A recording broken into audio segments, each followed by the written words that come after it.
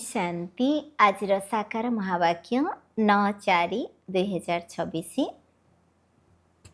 मधुर संतान माने तुमे माने वर्तमान सत्य पितांक द्वारा सत्य ज्ञान शुणी आलोक को आसीछ तेणु तुम मानकर कर्तव्य है समस्त को अंधकार आलोक को आनिबा। प्रश्न जेतेबेले तुमे पिला माने काहाकू ज्ञान शुणाउछ सेतेबेले केउ गोटे कथा निश्चित मन रखिबा दरकार।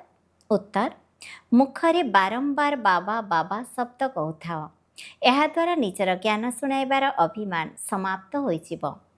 ବର୍ଷା ମଧ୍ୟ ମନେ ରହିବ। ବାବା କହିବା ଦ୍ୱାରା ସର୍ବବ୍ୟାପୀର ଜ୍ଞାନ ପ୍ରଥମରୁ ହିଁ ସମାପ୍ତ ହୋଇଯାଇଥାଏ। ଯଦି କେହି କହେ ଭଗବାନ ସର୍ବବ୍ୟାପୀ ଅଟନ୍ତି ତେବେ କୁହ ପିତା ପୁଣି ସମସ୍ତଙ୍କ ଭିତରେ କିପରି ରହିପାରିବେ? ଗୀତ ଆଜ ଅନ୍ଧେରେ ମେ ହେ ଇନ୍ସାନ। ओम शांति पिलामाने कौन कहले आउ काहाकू डाकिले? हे ज्ञानर सागर अथवा हे ज्ञान सूर्य बाबा भगवान को बाबा कह जाए ना। आमे आसी अंधकार रे पड़ीछु। पिलामाने कहउछंती जदि भगवान तुमर पिता हेले तेबे तुम समस्ते तांकर संतान होई गल। आपण आमको आलोक को नहीं जानतु जेहेतु बाबा शब्द कही संबोधन करुछंती तेणु एथिरु प्रमाणित हेउछि जे समस्ते से पितांको डाकुछंती। बाबा शब्द कहवा द्वारा स्नेह आसी जाउछि कारण पितांक ठारु संपत्ति निया जाए। केवल ईश्वर वा प्रभु कहवा द्वारा पितांक संपत्तिर स्वाद आसुनाही। बाबा शब्द कहले संपत्ति मने पड़ी जाउछि। तुमे माने डाकुछ बाबा आमे अंधकार रे अछु आपण वर्तमान पुनर्बार आमर आत्मारूपी दीप को जलांतु कारण आत्मा मानकर दीप लिभि जाइछि। मनुष्य मरीगले 12 दिन पर्यंत दीप जलाई थांती। जणे केवल घीଅ ढाळिबा पई बसी रही थाए जहा द्वारा दीप लिभि न थाए। बाबा बुझाउछंती तुमे भारतवासी आलोकरे अर्थात दिन रे थिलो एबे राति रे अछ। 12 घंटा दिन 12 घंटा राति ताहा तो हद्र कथा किंतु यह तो बेहद्र दिन एवं बेहद्र राति। जहाँ को कहा जाए ब्रह्मांकर दिन सत्यजुग त्रेताजुग ब्रह्मांकर रात्रि द्वापर जुग कलिजुग। राति रे अंधकार होइथाए तेणु मनुष्य माने एठी सेठी झुंटी पड़ती। भगवान को खोजिबा पई चतुर्दिगरे चक्र लगाउथांती किंतु परमात्मा को पाई पारु नाहांती। परमात्मा को पाइबा पाई भक्ति करुछंती। द्वापर जुगरु भक्ति आरंभ हेउछि एवं सेबेठारु रावण राज्य मध्य आरंभ हेउछि। दशहरा उपरे मध्य गोटे कहानी करि देइछंती। कहानी सर्वदा मनगढ़ा कथा ही होइथाए। जेपरि सिनेमा नाटक आदि तैयारी करिथांती। श्रीमद् भगवत गीता हेउछि प्रकृत शास्त्र। परमपिता परमात्मा एठाकू आसी राजयोगर शिक्षा देले एवं राजत्व देले पुणी भक्ति मार्ग रे तार कहानी करि देउछंती। व्यासदेव गीता रचना कले अर्थात कहानी रचना कले। सत्य कथा तो तुमे माने बाबांक द्वारा एपे शुणुछ तेणु तुम मानक मुखरु सर्वदा बाबा बाबा शब्द बाहरिबा दरकार। परमात्मा आमर बाबा जे कि नुआ दुनियार रचयिता अटंती तेबे निश्चित आमकु तांकठारु स्वर्गर संपत्ति मिलिबा दरकार। एबे तो 84 जन्म भोग करी आमे नरकरे आसी पहुँचीछु। बाबा पूछाउछंती पिला माने तुमे भारतवासी सूर्यवंशी चंद्रवंशी थिल सारा विश्वर मालिक थिल सेतेबेले अन्य कोनोसी धर्म नथिला जाहाकु स्वर्ग अथवा कृष्णपुरी कहा जाउछि। एठारे हेला कंसपुरी। बापदादा मने पकाई देउछंती जे एठारे लक्ष्मीनारायणकर राज्य थिला। बाबा ही ज्ञानर सागर शांतिर सागर पतित पावन अटंती पाणीर गंगा नुहे। सबु कन्या मानकर एकमात्र भगवान पर अटंती एकथा मनुष्य जानी नाहांती। सेतिपय पचरा जाउछि आत्मार पिता किए तेणु द्वंद्वरे पड़ी जाउछंती। कहउछंती आमे जानी नाहु। अरे आत्मा तुमे निजर पितांकु जानी नाह। कहउछंती गॉड फादर। जदि पचरा जाउछि तांकर नाम रूप कौन ईश्वरंकु जानिछ तेबे कहि देउछंती से सर्वव्यापी। आरे पिला मानकर बापा केबे सर्वव्यापी होइथांती कि? मनुष्य माने रावणर आसुरी मतरे चाली केते बुद्धिहीन होई जाइछंती। देह अभिमान हेला नंबर 1। निजको आत्मा निश्चय करुनाहांती। कहउछंती मु अमुक एसबु तो शरीरर कथा प्रकृत रे निजे किए एकथा जानी नाहांती। मु जज मु अमुक मु कही चाल किंतु यह तो भूल। मु एवं मोर दुईटी शब्द अटे। आत्मा अविनाशी शरीर विनाशी शरीर नाम दि जाउछि आत्मार कौनसी नाम रखा जाए नहीं। बाबा कहउछन्ति मोर नाम शिव। शिव जयंती मध्य पालन करुछन्ति। तेबे पिलामानकर जयंती किपरि होई परिबो? से काहा भितरे आसुचन्ति एकथा काहाकू जଣା नहीं। सब आत्मांकर नाम आत्मा ही अटे। परमात्मांकर नाम है शिव, बाकी सबू हेले शालिग्राम। आत्मा माने हेले संतान। एकमात्र शिव हेउछन्ति सबू आत्मांकर पिता। से हेउछन्ति अविनाशी पिता। तांको समस्ते डाकुछन्ति जे आस आमको पवित्र कर। आमे दुखी हो जाइछु, आत्मा डाकुछि। दुख समय सबू पिला माने तांको मने पकाउछन्ति, किंतु जेतेबेले सुखरे थांती सेतेबेले केही भी मने पकांती नाही। एबेरे आपण तुमको दुखी करि देइछि। बाबा पूछाउछन्ति एही रावण तुमर पुरुणा शत्रु। एहीभଳି ड्रामार खेल तैयारी होइछि। तेबे वर्तमान समस्ते अंधकार मध्यरे अछन्ति, सेथिपई डाकुछन्ति हे ज्ञान सूर्य आस आमको आलोक को नहीं जाओ। भारत सुखधाम थिला, तेणु केही डाकु नथिले, कारण सेठारे कौनसी अप्राप्त वस्तु नथिला। एठारे तो चित्कार करुछन्ति हे शांति देवा। बाबा आसी बुझाउछन्ति शांति तो तुमर स्वधर्म, तुमर गलार हार। आत्मा शांतिधामर निवासी, आत्मार स्थान शांतिधामर पुणी सुखधाम को जाइथाए। सेठारे तो सुख ही सुख रही, तेणु तुमको पार्टी कर डाकिबाको पड़ी न थाए। दुखरे ही समस्ते चित्कार करिथांती दया कर, दुखहर्ता सुखकर्ता बाबा आस, शिव बाबा मीठा बाबा पुनर्बार आस। तेबे बाबा आसुछन्ति निश्चित, सेथिपई तो शिव जयंती पालन करुछन्ति। श्रीकृष्ण हेले स्वर्गर राजकुमार, तांकर मध्य जन्मदिन पालन करुछन्ति, किंतु श्रीकृष्ण केबे आसीथिले एकथा काहाकू भी जଣା नाही। राधेकृष्ण ही स्वयंवर पर लक्ष्मीनारायण होइथांती, एही कथा केही भी जानि नाहंती। मनुष्य माने ही डाकी आसंती ओ गॉड फादर, हे ईश्वर पिता। अच्छा, तांकर नाम रूप कौन केबे कही देउछन्ति? से नाम रूपरू अलगा अटंती। आरे तुमे कहूच ईश्वर पिता पड़ी नाम रूपरू अलगा करि देउछ। आकाश शून्य अटे, तार मध्य नाम रही। आकाश तुमे माने कहूच आमे पितांकर नाम रूप आदि को जानी नहीं। अच्छा, निज को जानिछ? तेबे कहउछन्ति हाँ मु आत्मा। अच्छा, आत्मार नाम रूप कौन?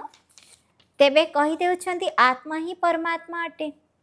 आत्मा तो नाम रूपरू अलगा ही पारिब नाही। आत्मा गोटे बिंदु तारका सदृश, जे कि भ्रुकुटी मझिरे रही। एही छोट आत्मा भितरे 84 जन्मर पाठ निर्धार्य होई रही। यह बहुत बुझिबार कथा। सेथिपई 7 दिन भट्टीरे गायन अछि। द्वापर जुग ठारू रावण राज्य आरंभ होइछि, सेबेठारू विकार मानकर मध्य प्रवेशता शेष हेला। तेणु सीढ़ी रे तळकू खसी आसीछन्ति। एबे समस्तଙ୍କୁ ग्रहण लागि जाइछि, तेणु कला होई जाइछन्ति। सेथिपई डाकुछन्ति हे ज्ञान सूर्य आस, एठाको आसी आमको आलोक को नहीं जाओ। ज्ञान अंजन सद्गुरु देले अज्ञान अंधेरा विनाश।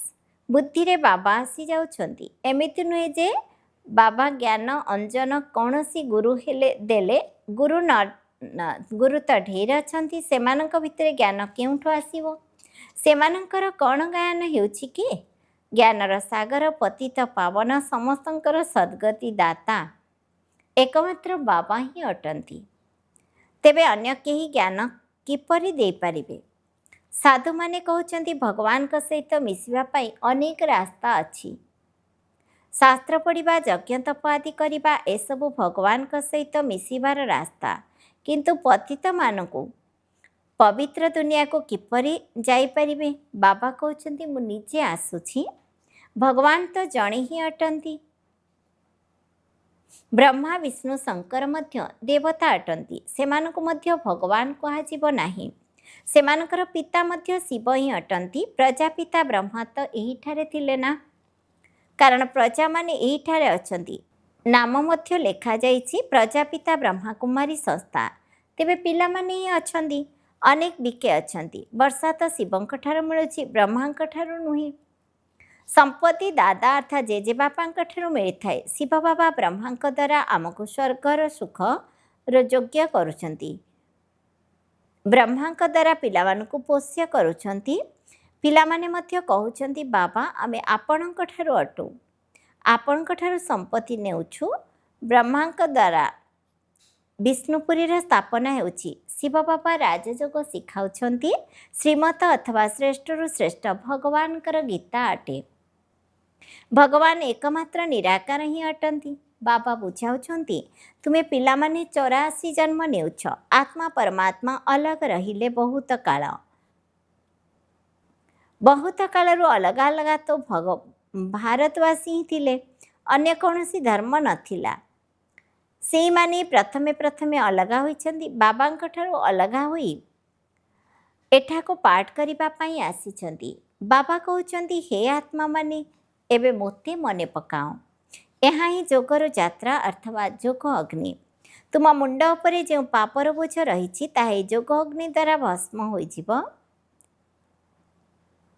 ହେ ମିଠେ ବଚେ ତୁମମାନେ ସୁବର୍ଣ୍ଣ ଯୁଗରୁ ଲୌହ ଯୁଗକୁ ଆସିଯାଇଛ। ଏବେ ମୋତେ ମନେ ପକାଅ। ଏହା ବୁଦ୍ଧିର କାମ ଅଟେ ନା? ଦେହ ସହିତ ଦେହର ସବୁ ସମ୍ବନ୍ଧକୁ ଭୁଲି କେବଳ ମୋତେ ମନେ ପକାଅ। ତୁମେ ଆତ୍ମା ଅଟ ନା? ଏହା ତୁମର ଶରୀର। ମୁଁ ଶବ୍ଦ ମଧ୍ୟ ଆତ୍ମା ହିଁ କହୁଛି। ତୁମକୁ ରାବଣ ପତିତ କରିଦେଇଛି। ଏଇଭଳି ଖେଳ ତିଆରି ହୋଇଛି। ପାବନ ଭାରତ ଏବଂ ପତିତ ଭାରତ। ଯେତେବେଳେ ପତିତ ହୋଇଛନ୍ତି ସେତେବେଳେ ବାବାଙ୍କୁ ଡାକୁଛନ୍ତି। ସମସ୍ତେ କହୁଛନ୍ତି ଆମକୁ ରାମରାଜ୍ୟ ଦରକାର, କିନ୍ତୁ ଅର୍ଥ କିଛି ବି ବୁଝିନାହାନ୍ତି। ଜ୍ଞାନଦାତା ଜ୍ଞାନର ସାଗର ତ ଏକମାତ୍ର ବାବା ଅଟନ୍ତି। ବାବା ହିଁ ଆସି ଗୋଟିଏ ସେକେଣ୍ଡରେ ବର୍ଷା ଦେଉଛନ୍ତି। ଏବେ ତୁମେମାନେ ବାବାଙ୍କ ଠାରୁ ସୂର୍ଯ୍ୟବଂଶୀ ଚନ୍ଦ୍ରବଂଶୀ ବର୍ଷା ନେବା ପାଇଁ ତାଙ୍କର ସନ୍ତାନ ହେଉଛ। ପୁଣି ସତ୍ୟଯୁଗ ତ୍ରେତା ଯୁଗରେ ତୁମମାନେ ଅମର ହୋଇଯାଉଛ।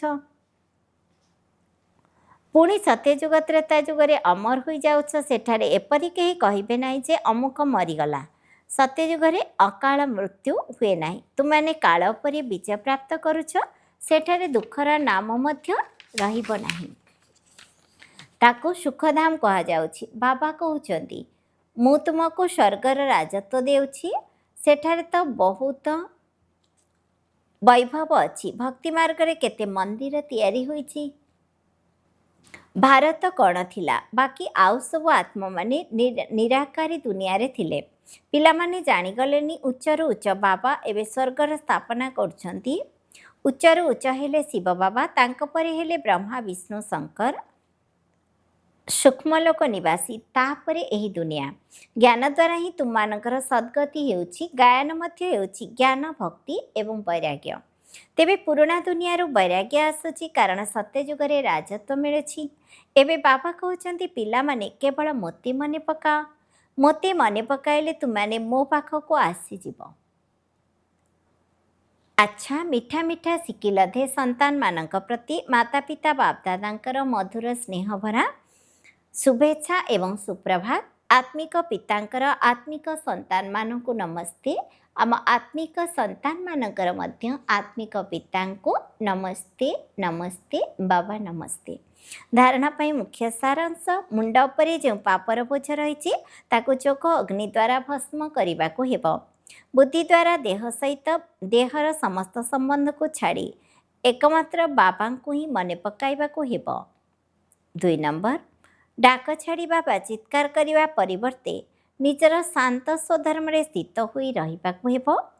ଶାନ୍ତି ତୁମର ଗଳାର ହାର। ତେଣୁ ଦେହ ଅଭିମାନରେ ଆସି ମୁଁ ଏବଂ ମୋର ଶବ୍ଦ କହିବାର ନାହିଁ। ନିଜକୁ ଆତ୍ମା ନିଶ୍ଚୟ କରିବାକୁ ହେବ। ବରଦାନ, ନିଜର ସତ୍ୱଗୁଣୀ ଦୃଷ୍ଟି ଦ୍ୱାରା ଅନ୍ୟ ଆତ୍ମାମାନଙ୍କର ଦୃଷ୍ଟି ବୃତ୍ତିକୁ ପରିବର୍ତ୍ତନ କରୁଥିବା ସାକ୍ଷାତକାର ମୂରତ ହୁଅ। କଥାରେ ଅଛି ଦୃଷ୍ଟି ଦ୍ୱାରା ସୃଷ୍ଟିର ପରିବର୍ତ୍ତନ ହୋଇଥାଏ। ତେଣୁ ତୁମମାନଙ୍କ ଦୃଷ୍ଟି ଏଭଳି ସତ୍ୱଗୁଣୀ ହୋଇଥାଉ ଯାହାଦ୍ୱାରା କିପରି ବି ତମଗୁଣୀ ବା ରଜଗୁଣୀ ଆତ୍ମାର ଦୃଷ୍ଟି ଏବଂ ସେମାନଙ୍କର ସ୍ଥିତି ପରିବର୍ତ୍ତନ ହୋଇଯିବ। ଯେଉଁମାନେ ବି ତୁମ ସମ୍ମୁଖକୁ ଆସିବେ ସେମାନେ ତୁମର ଦୃଷ୍ଟି ଦ୍ୱାରା 3 ଲୋକ ଏବଂ ନିଜର ପୁରା ଜୀବନ ଜାଣିପାରିବେ। ଏହା ହିଁ ହେଉଛି ନଜର ବା ନିହାଲ କରିବା। ଶେଷ ସମୟରେ ଯେତେବେଳେ ଜ୍ଞାନ ଦ୍ୱାରା ସେବା ହୋଇପାରିବ ନାହିଁ, ସେତେବେଳେ ଏହିଭଳି ସେବା ହେବ। ସ୍ଲୋଗାନ: ପବିତ୍ରତାର ବାସ୍ତବିକ ସ୍ୱରୂପ ସତ୍ୟତା ଅର୍ଥାତ୍ ଦିବ୍ୟତା ଅଟେ। ଅବ୍ୟକ୍ତି ସାରା ମହାନ ହେବା ପାଇଁ ମଧୁରତା ଏବଂ ନମ୍ରତାର ଗୁଣକୁ ଧାରଣ କର। ମଧୁରତା ଏବଂ ନମ୍ରତାର ଗୁଣ ନଇବା ଶିଖାଇଥାଏ। ଯେତିକି ଏବେ ତୁମେମାନେ ନିଜର ସଂସ୍କାରରେ ବା ସଂକଳ୍ପରେ ନମ୍ର ହେବ, ସେତିକି ଅନ୍ୟମାନଙ୍କର ମଧ୍ୟ ଆପଣଙ୍କ ଆଗରେ ମୁଣ୍ଡ ନୁଆଇବେ। ନଇଁବା ଅର୍ଥାତ୍ ନୁଆଇଁବା। ସଂସାରରେ ମଧ୍ୟ ନଇଁବା ଆବଶ୍ୟକ। ଏପରି ସଂକଳ୍ପ ମଧ୍ୟ ନ ଆସୁ କି ଅନ୍ୟମାନେ ମୋ ଆଗରେ କିଛି ତ ମୁଣ୍ଡ ନୁଆନ୍ତୁ। ଯଦି ମୁଁ ନଇଁବି ତେବେ ସମସ୍ତେ ନାଇଁବେ। ଯେଉଁମାନେ ସଚ୍ଚା ସେବାଧାରୀ ଅଟନ୍ତି, ସେମାନେ ଯଦି ସମସ୍ତଙ୍କ ଆଗରେ ପୁଣି ମୁଣ୍ଡ ନୁଆଇବେ, ତେବେ ଯାଇ ସେବା କରିପାରିବ। ଓମ୍ ଶାନ୍ତି।